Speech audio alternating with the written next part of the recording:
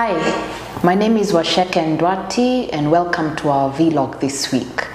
Now, we've been having an interesting conversations with some of the students in our Centonomy 101 class. One of the things we get them to do immediately is to list down what are their assets, what are their flossets.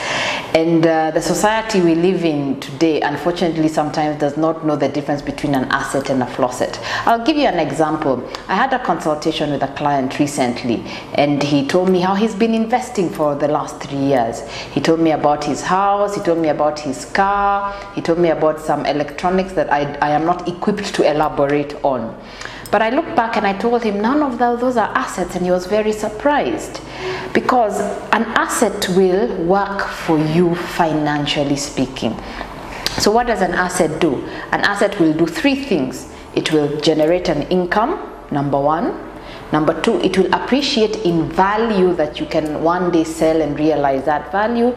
Or thirdly, it will keep your money safe. So when he's talking about a house that he lives in, a car, personal belongings, furniture, electronics, none of those things are actually going to do what we've said an asset will do. They'll actually depreciate in value, so they are not assets.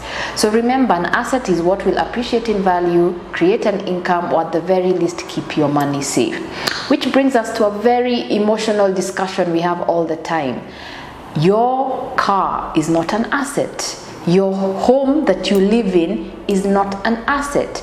Yes, a house, theoretically speaking, is an asset, but the day you are retired, what do you need? You actually need other things that are creating an income for you. Because you live in your house, it is not working in terms of an investment asset for you. It is not creating additional income. If anything, you are spending money actually maintaining the house.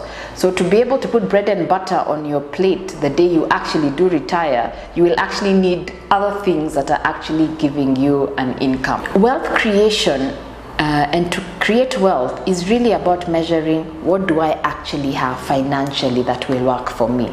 So list them down.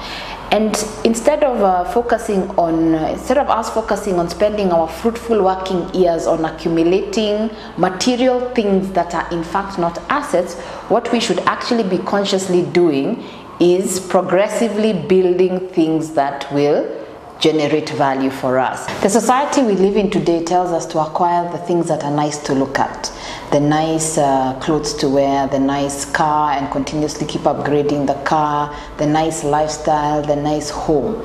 And as much as these things are not bad, they are not wealth. So we've got to learn to focus on what is truly providing value for our lives and what will truly get us closer to our financial object. So the theme of today is just to remind you, acquire true assets and not flossets. The flossets look really good.